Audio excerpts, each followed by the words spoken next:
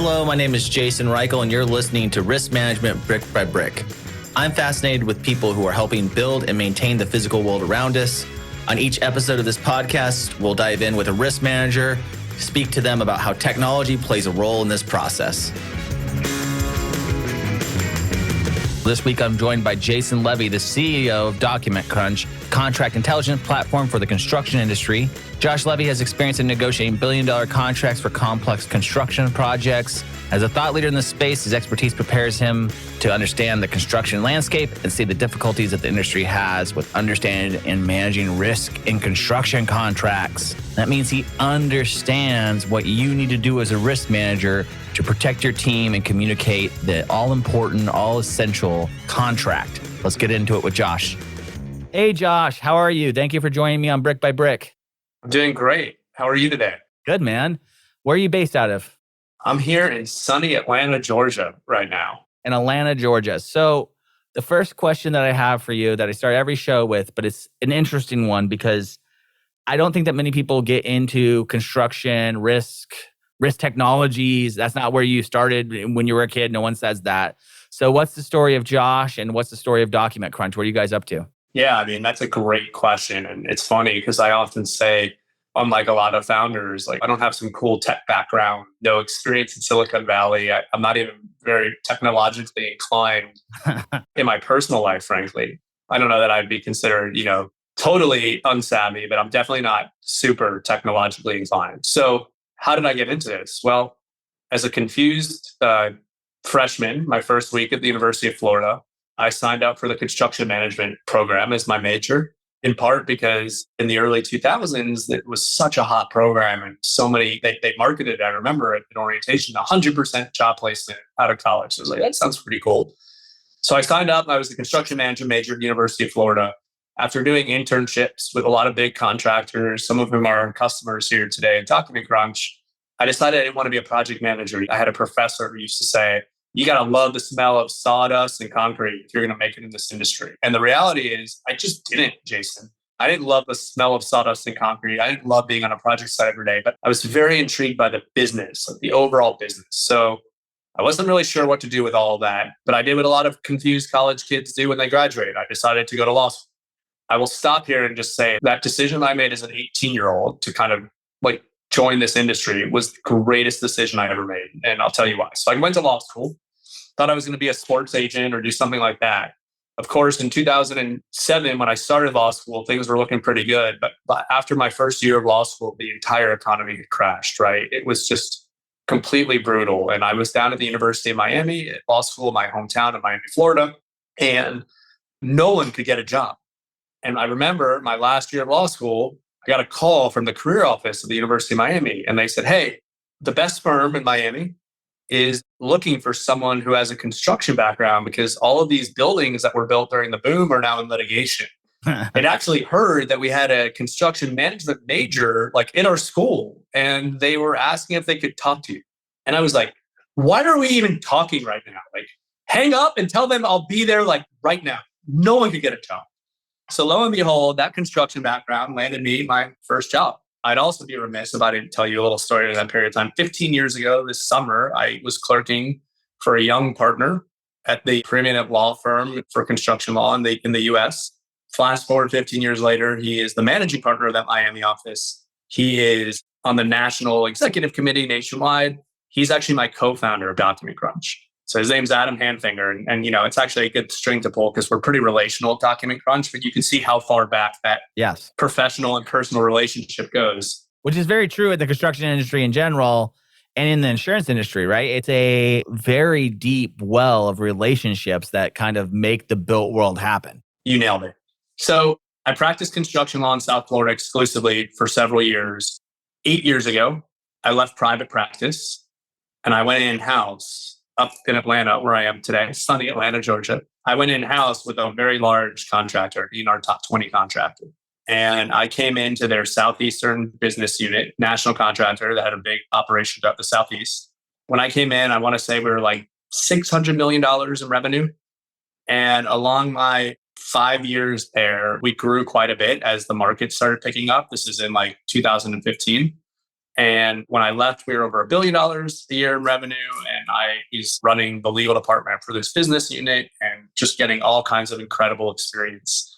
The inspiration for Document Crunch really came during that period of time. But as I kind of look back at that whole career that I've had, and of course, just for your benefit, when I say that I'm exclusively a construction lawyer, you can't be exclusively a construction lawyer without having a deep understanding of the insurance side of the construction business. They're almost like intertwined completely. And so I have a very long history working in and around the insurance side of the business, everything from compliance to claims to litigation, you name it.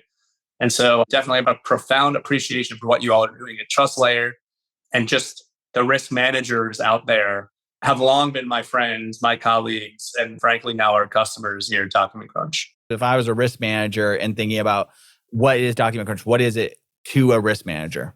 Yeah, so Document Crunch has a very simple mission. It's to empower everyone in the industry to understand what's in their contracts.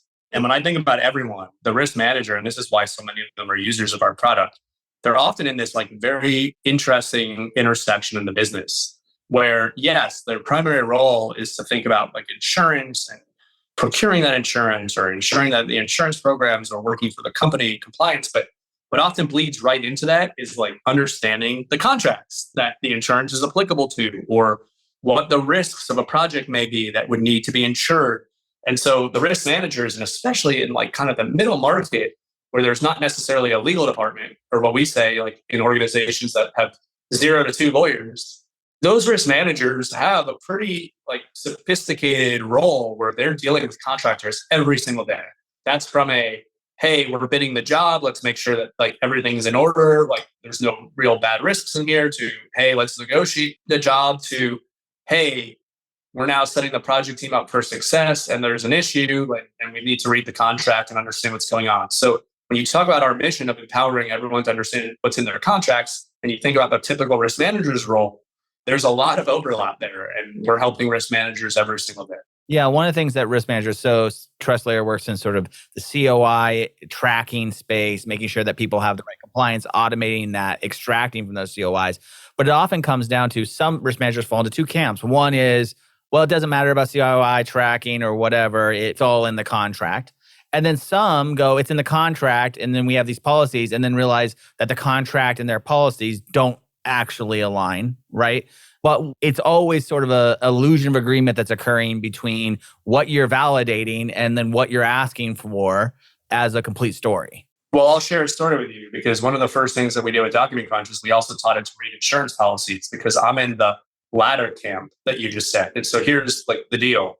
Throughout my legal career, I would say 30% of those instances where I was an additional insured on a subcontractor's policy vis-a-vis my subcontract with them and a COI. And I went and I fished out that COI from some banker's box somewhere in a dungeon or a warehouse. And I dusted it off and I called the insurance carrier and said, hey, like there's been a major leak in this building and you're the stucco insurer, like you can cover me now. And 30% of the time, I would learn that the COI wasn't worth the paper it was written on. Yes, right. The COI is indicative of coverage, but it is not evidence of coverage. And I know the reason why, because up to today, it has been commercially impracticable to review every single policy and every single contract and make sure that they line up. Right. The insurance policies and then people issuing them can't keep up with the demand. So it's become this sort of thing where sometimes people are getting information or exposing information on the COIs that's not 100% accurate to the coverage. That's exactly right. And think about this for a second. I've been involved in billions upon billions upon billions of dollars in projects and hundreds upon hundreds upon hundreds of millions of dollars in claims. And 30% of the time that I'm an AI, and I should say additional insured, AI being as a new term today, and 30% of the time where I'm an additional insured, I've found out that coverage that I thought I had actually did not exist, which means that my policy had to cover it, my deductible had to cover it, my premium would go up, et cetera, et cetera. That's a big problem when you think about that. That's a very big problem. That's an expensive problem. I liken the whole problem to, there's that story about Van Halen back in the day talking about M&Ms and they'd only ask for one kind. And the whole reason they did that was actually an insurance reason. Is they had those cages that would flip upside down. And if you were getting the M&Ms right, they could trust that you assembled all of the hardcore equipment correct. right? That you were actually matching those two things together. I love that. I had not heard right? that. So it wasn't that they were rock stars. It was a way of checking that people were paying attention to what's happening. One thing that I often get asked, and I think you're in a unique position to answer, was for a risk manager, what's important to understand about their actual contract that might impact their job that they're not getting? Everyone knows about additional insured, or people are asking for these policies that are not always applicable or even possible for their trade partner to get, as an example, in construction sites. There seems to be sort of a disconnect between, well, let's just ask for the biggest thing we need and deal with the fallout of that. Or what is your take on what is important about a contract? What needs to be in there? How should risk managers look at that? How should they work with their law team in order to make sure that they're covering themselves? That kind of whole gamut.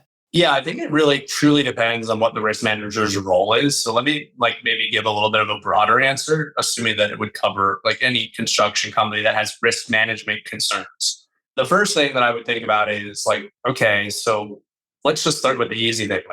Do we have the insurance that these folks are asking for? And if we don't have that insurance, how much is it going to cost to get insurance that complies with that? And is that insurance reasonable? And now that's the next point.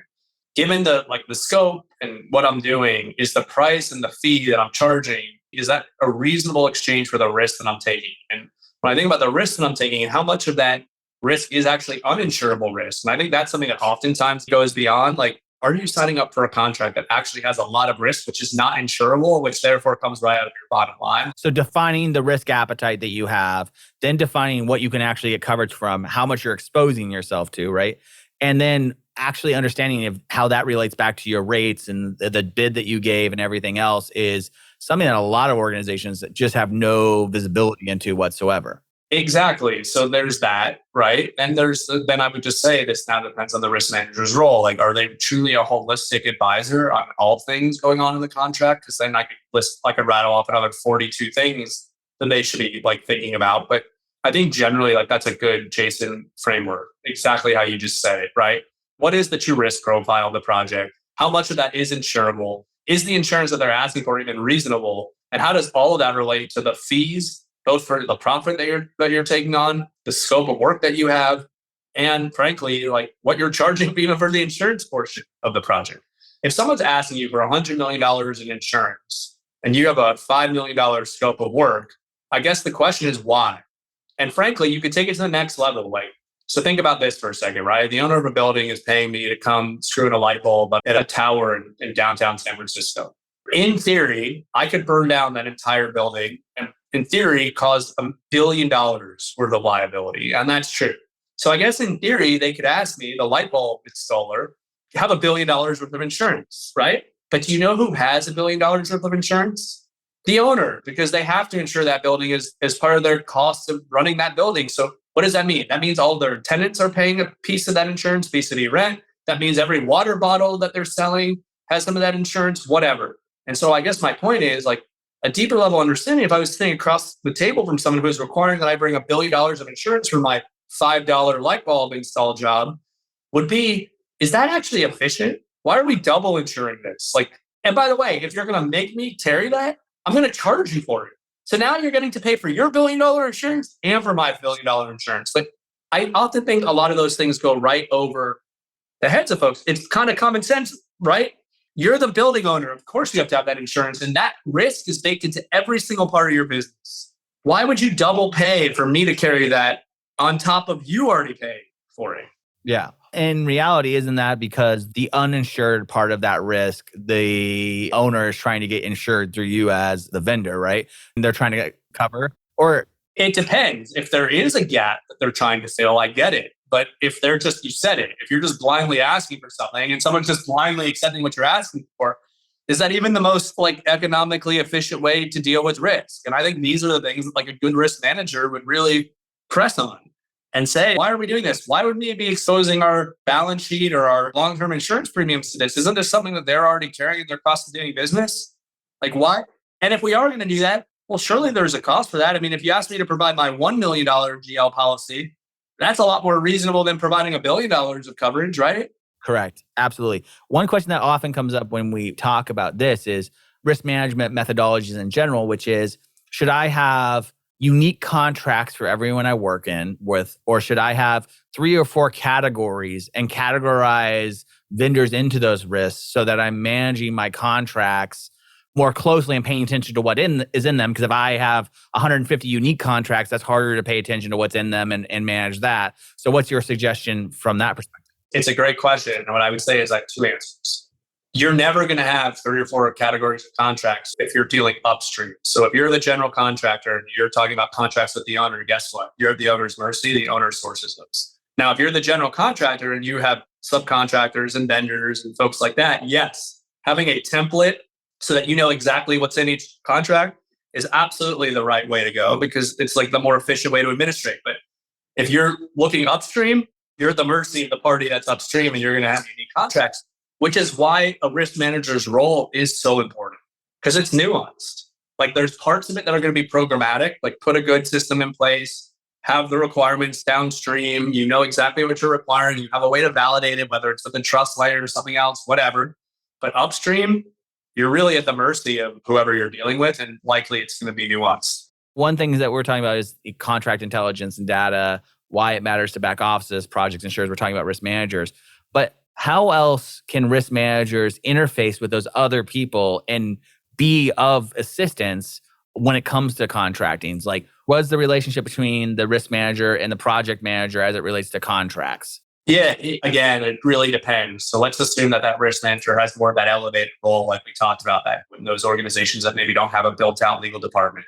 That's the challenge. In that example, just to be clear, you're saying where risk managers are acting as sort of a pseudo lawyer for the organization, although obviously they probably have outside counsel if they need it, they're making a lot of decisions on the fly without consulting with a professional. Yeah, I wouldn't call him a pseudo lawyer. I'd call him like a risk professional, right? I mean, look, you're talking about the inspiration that led us to founding Document Crunch. So here I was at an organization that could afford to have someone like me sitting there in-house doing a lot of great work. One, most of the industry doesn't have that. Like most of the industry doesn't have someone like me to review every piece of paper and push back on how much insurance and da-da-da-da-da-da. So that was one issue. But the bigger issue is, even in the companies that have someone like me or have a risk manager, I would have a line of people outside my office every single day with a hard hat in one hand and a piece of paper in the other hand, knocking on my door saying something happened on the project. What is the contract? Like, what do we do? How do we manage this? How do we put the insurance people on notice? Whose responsibilities? Whatever it is, like crap happens on construction projects every day. And the contract's a black box for those people in the field. It's confusing. It's written by a bunch of jerks like me with funny legalese and whatever. And being able to build a bridge between those people who understand this stuff and those people who need it to make good decisions every day is literally what inspired us to found Document Crunch. So I guess to answer your question, how can a risk manager do this? Either you're a hell of a leader or you start to figure out how to build that bridge. And in our case, we think that there's technology now to do that, to amplify your influence, to help collaborate and create transparency, to make that not a black box anymore. Yeah, right. I guess that leads to another question where people are thinking about this. And I come from Silicon Valley, so immediately I go to, okay, artificial intelligence, summarization, human processing. What does the future look like for risk managers as it relates to contract review and analyzing those things and AI and ChatGPT? What's your stance on that? I mean, obviously you're building a company and a piece of technology. So is that going to be something that is applicable just to ChatGPT, you pop it in, then you're good to go? Or is it more nuanced than that? No, it's much more nuanced than that. I mean, especially when you start to get into the nuanced world of risk management or contract compliance and whatnot, I think that there's a lot of room for error in just like a pure open interface, like a ChatGPT. It's really, or ChatGPT is awesome, but you have to understand what it is that you're looking for, and you have to understand how to validate that what you're looking for is right. So like that user beware. In the case of Document Crunch, rather than leave it open, we're actually building some of that technology on top of our proprietary models already. Like we're very good at identifying issues in contracts and providing context around them. And then when you put the LLMs on top of that, it's like super powerful. And it really allows you to level up. But I think that this technology is incredibly powerful, but it also could lead you incredibly astray if you don't have the right subject matter expertise going into it and you're left to your own devices. So and probably not a defined risk appetite either, right? Like if you don't have a defined, like The problem with all these models is they're open, to your point. And what really is critical about your contract as far as it relates to risk management and compliance is, what are your thresholds? What are your risks? These are all things that are private business information that allows you to stay competitive in the marketplace, right? So it's how do we utilize these tools? And I think that's one of the points you're getting to. How do we utilize these tools while also having these closed models, which are really owned by the business and owned by risk managers when they have to define what it is risk we're taking on? I mean, candidly, Jason, it's incumbent upon technology providers like us to bridge that gap and make it easier. Like, you don't want to leave people to their own devices, and you want to make sure that you have like real actionable information or workflow support for folks. So we are making it easier for folks behind the scenes so they just get to what they need vis-a-vis this technology, rather than being left to try and get it to do something for them that they may or may not even understand, and may or may not even be able to validate whether what they're getting back is acceptable. Does that make sense? Yeah, absolutely. I think it's, if you're a risk manager and you're going, okay, all this technology is going to come and disrupt it, or it's going to make it easier. The truth of the matter is, you're on that team for your expertise. And all of these are tools for you that hopefully will help with some of those translation layers or other things. And that's what I tell all of our customers too, when they're looking at how is AI going to affect the future of insurance related around compliance or risk management. And it's really interesting because they still feel like it's part art, part science for this job, for defining these things and then setting up these rules and then understanding how to translate these. One thing that comes up time and time again on this podcast is two characteristics that are important to risk managers: curiosity, right, and translation. So translating what you believe or what you know is a risk or insurance or contracts or the million other things, or even construction back up to business process. Being that translation layer between all the different departments and how these tools can play a role in that is interesting, but I don't think it's going to replace anytime soon in this industry the person who's helping define how to look at this information. Yeah, there's too much nuance and context needed from the human. So you want to make as much of it easy for them as possible. But yes, a full automation, I don't see any time soon around contracts. I think that anyone who is promising that doesn't have a true appreciation for the depths of like the nuance that is needed for this. And I think like it is an absolute supplement, but not a replacement to the human experience. I'll tell you right now, my software Document Crunch, we're a performance enhancer for the typical risk manager out there. Like, they're left at this funny intersection of reviewing contracts. They're not lawyers. Having that little extra bit of assurance and confidence and speeding them up makes all the difference. So it enhances their ability to be great risk managers. And I think that in the case of like these LLMs, it's going to just further enhance that. Instead of going 2x now, we can go 4x, if you will. And so that's really powerful, but it still has to be built on a solid foundation, not just left to an open interface. Right. Yeah, I think that if you're a construction company owner and you're like, oh, I won't need risk managers in the future, I think that you're going to be sadly mistaken. I think with all this complexity and information flowing around and new things, one thing that people never understand about technology, I've been in the technology industry forever, implementing softwares, and I do think it's a productivity boon, but often technology exposes elements that you weren't prepared to deal with that are hidden in the minutia of people not understanding that, right? So if you implement a software, sometimes you're going to go through this, what I call a U-curve of time that you're going to have to put in because it's highlighting things that, yeah, you knew, but now it's highlighting them with this little red flag in your software or something to that nature that you actually have to deal with.